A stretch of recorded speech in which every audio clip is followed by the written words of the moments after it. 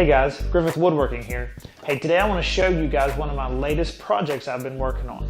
For the longest time, I've been working off this old workbench here. It was actually the first kitchen table that I built, but being a new woodworker about 6 years ago, I made quite a few mistakes with putting the top together, and it turned out it wasn't going to be a very good kitchen table.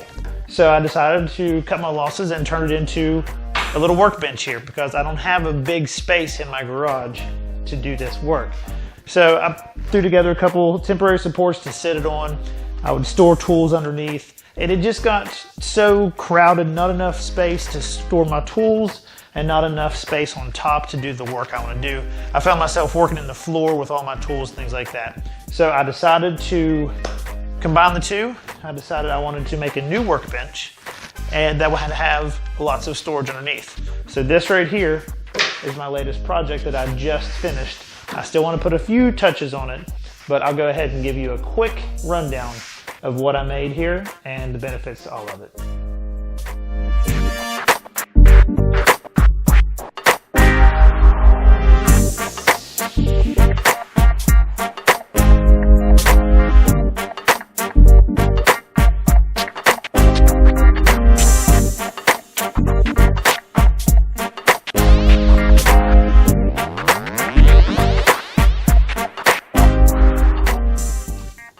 One of the big drivers of this whole thing was my new table saw. I got a new table saw for Christmas, but I didn't have anywhere to put it. So what I did is I went ahead and took this top, which is made of melamine, and I would cut out the exact size here for my table saw. And I would take that piece of the top and I put it on a little stand right here about halfway up in order to get this to flush with the top here. And now I can use this whole tabletop in order to use my table saw, and I'm able to raise it and lower it if I don't want to use it as a table saw at the moment, and that way it's still flush with everything else, and I can still use this portion as just part of the workbench. The attachments that I keep under here, and they fit right here as they should, right on the top. That way I didn't have to waste any of my space for my table saw, and when I'm not using the table saw, I can use it as part of my workbench.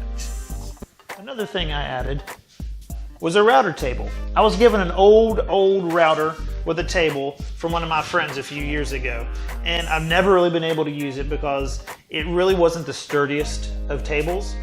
It's a little bit older, so I went ahead and I cut out a little slot for it where I could sit this table also flush down on my workbench.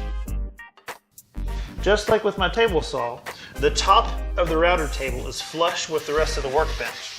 That way, if I'm not using it as a router, I can lower the router down underneath, which is where it's installed, and I can just use the whole thing as a table, as a workbench, and it's not in the way. One of the main benefits of this project was to be able to store all of my tools in one spot underneath on the bottom of this workbench. This isn't just my workshop, this is also where my wife parks her car, and I have been told a number of times that I use way too much space because most of the time she can't park in here. And believe me, I hear about it. So this solves that problem as well. Once I get rid of the old workbench here, I have all of my tools underneath. This will slide right over here. My truck, by the way, is too big to fit in here anyway. So it'll slide over here, and my wife will be able to park here all she wants. Let's take a look at the storage over here. What I did is I just took plywood and put it on top of the frame that I built for the entire workbench. And that way I can put all my tools underneath, and I have plenty more room for more. And also one thing I did is I went ahead and installed this power strip here with this plug. All I have to do is take this plug and put it to the power on the wall, and then every tool you can plug it in right here, and that way whenever you have your tools out, you won't have power cords stretched across to the walls everywhere you go.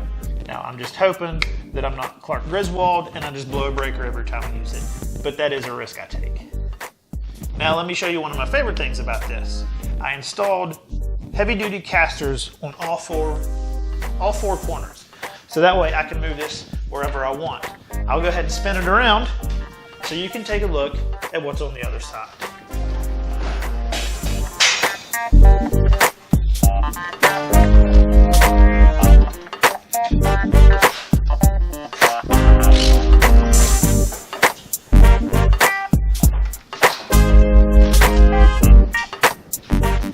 See, as you can tell, it's very easy to roll around. Once I get it in the location that I want, let's say I want it on this side right here. Each of these wheels have a locking caster. Just step it down, put the brake on each one, put the brake on, and there. Now it will not move. It's sturdy and ready to work. On this side, it's just the same thing, lots of storage. I have my jigsaw, my miter saw, and I have all of my drills. I have my drills, my Craig jig, all of the things I'm going to need underneath in this one spot. That way I can get them all out of the way whenever my wife needs to park in here. So that's just a quick rundown of how I installed my table saw and my router in my new workbench to save space with all of the storage for my tools underneath.